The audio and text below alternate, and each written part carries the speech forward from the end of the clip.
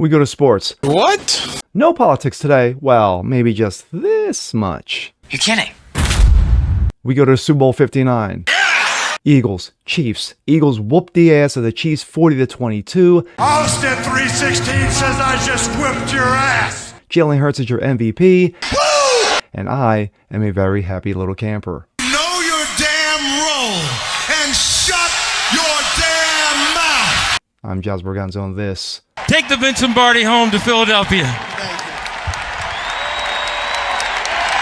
So what's next?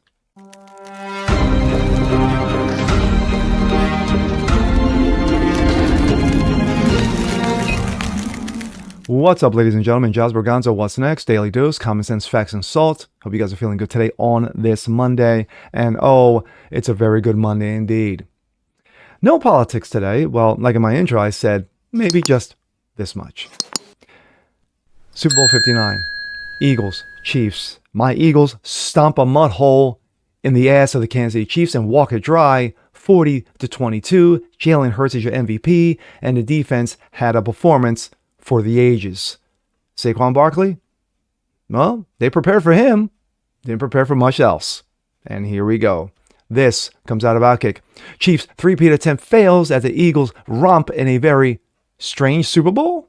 New Orleans. The clearest event of Super Bowl 59 was strange. Both Donald Trump and Taylor Swift were rooting for the same side? That's not all.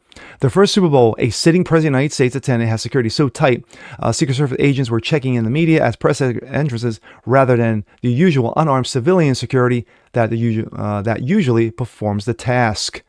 And of course, can't do it without politics. Protester unfurls a Palestinian flag. Yes, those Hamas lovers during a halftime show, and of course, he got beat up and taken away. Protester gets on field despite security. But despite the tightening measures, a protester somehow got onto the field during a halftime show and unfurled a Palestinian Sudan flag. He ran around for maybe about 30 seconds before anyone really noticed. Yeah, the guy protesting on behalf of Sudan and Gaza was eventually apprehended and taken away. Just punishment for him might be spending the time behind the Chiefs' offensive line against Philadelphia's defense, because there was definitely no fun for this game. Super Bowl 59 was a blowout. The Eagles built a 34-0 lead before the Chiefs got onto the scoreboard with 6 points. End result, Eagles 42. Chiefs got 2 trash touchdowns at the very end, but technically it was 40-6. And there you go. The sound that you heard before the fourth quarter, as the Eagles nurtured a 34-7 lead with fans with no rooting interest changing channels. Yeah, not many of them. Strangest Super Bowl in memory? A blowout or not, the Super Bowl will go down as the alternate universe championship game. That's because in this game, the NFL officials, until now accused of boosting the Chiefs to double-digit one-possession victories, turned heel before our very eyes, while quarterback Patrick Mahomes went from being the greatest player on the planet, not really, to mere mortal. The officials delivered 2 questionable unnecessary roughness penalties against the Chiefs in the first half that extended the Eagles' drives. The first call eventually led to Philadelphia's first TD. Mahomes, meanwhile, was unable to author any sort of heroics. He was constantly being pummeled behind his subpar blocking, and it took its toll because he started throwing some very poor passes. They were better than us from start to finish, Mahomes said. I just didn't play to my standard. I have to do better next time. Well, we'll see about that. Mahomes finished with 2 interceptions and a fumble. Excuse me.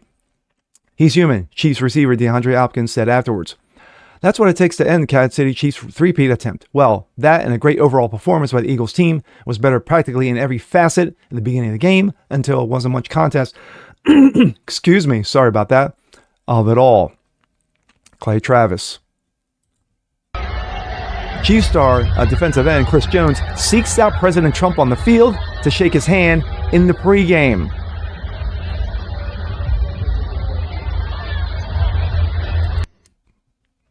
Trump and Swift on the same team? So bye-bye history making three-peat. And while that may not be a surprise to the people of Philadelphia, anyone with eyes understood this game was just different. President Trump came to this game having picked the Chiefs to win. I'm not going to fault him for that. You know, everyone can be wrong a lot of times. And it made sense because he's favorite among the players on the team, including Mahomes and others. Even defensive tackle Chris Jones sought him out before the game to shake his hand. But all that mutual love went for naught. Speaking of mutual love, Taylor Swift was at the game, and her boyfriend, Chiefs tight end Travis Mr. Pfizer Kelsey, although it didn't seem like it most of the game. You barely saw Swift at all. Gee, I wonder why. So yeah, Swift and Trump picked on the same team. It's like dogs and cats were hanging out together, like oil and vinegar mixing. Weird. A white cornerback scored a TD. Speaking of weird, both interceptions Mahomes threw were resulted in scores for the Eagles. And one of those touchdowns was on a 38-yarder by Cooper DeJean, pick 6, yes. And today was his birthday, so happy birthday, Cooper. I'm sorry, last night was his birthday, excuse me. So if you're doubting this game was from another dimension, all we can tell you is that a white cornerback returned an interception for a touchdown in a Super Bowl. The rest was mostly the Eagles just doing what they've done all season, dominate the line of scrimmage on both sides of the ball. It was a team effort, receiver A.J. Brown said. The defense dominated, and we actually didn't have to do much after that. And where does this all leave us? The Eagles are a great redemption story. They're a life lesson disguised as a football team. They teach us that success can be fleeting, and as there was their trip to the Super Bowl 2 years ago. But if it is, failure to do so be fleeting, there is a path back to the top of the mountain, as this victory certainly was. Chiefs dynasty delayed, but not dismantled. Well, ask Philadelphia about that. The Chiefs, meanwhile, aren't going anywhere. True. Not as long as Andy Reid is the head coach and Mahomes is the quarterback. Reid told the Outkick this week that he fully intends to return in 25, and actually, the contract he signed last April extends through Super Bowl 29. Mahomes is only 29 years old and is signed through the 2031 season. The Chiefs also have a team that isn't about to break up. 8 of the 11 players who started the game are signed through the 25 season, while DeAndre Hopkins isn't, and more than likely won't be there next year. The Chiefs have Rashid Rice returning from injury next season. The defense is scheduled to have 8 of 11 players under contract for 25. Mahomes, Kelsey, Chris Jones, Harrison Buckner just played their 5th Super Bowl in 6 seasons. Maybe Kelsey retires, and maybe he doesn't. But then again, no one cares.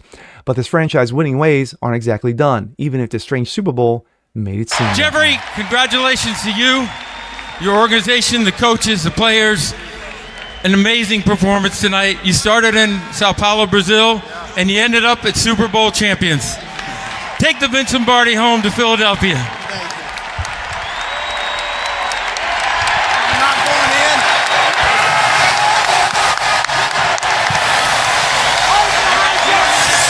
No. As an Eagles fan, lifelong Eagles fan since I was 7 years old, I've seen the ups and downs of this team. We went to the Super Bowl in 80, got blown out by Oakland. Went back in 04, lost by a field goal to Tom Brady and the Patriots. Went back in 17, beat Tom Brady and the Patriots. And then, of course, and lost in 22. 3 points, again, Kansas City Chiefs, but on a very highly questionable whistle call at the very end of the game. And then, of course, last night. Last night was a culmination of ass-whipping proportions. Kansas City won most of its games in a 15-1 by 7 points or less. They didn't score 30 the entire game. You had those commentators saying the only way Kansas City was going to beat Philadelphia is that they had to hit 30 first. And guess what? They didn't get to that. They scored their first points with 3 minutes and change in the third quarter. After a dominating defense, that's not going to be, it's not going to be compared to the Bears or compared to the Ravens defense, or compared to even Philadelphia's 91 vaulted defense with Reggie White and Jerome Brown.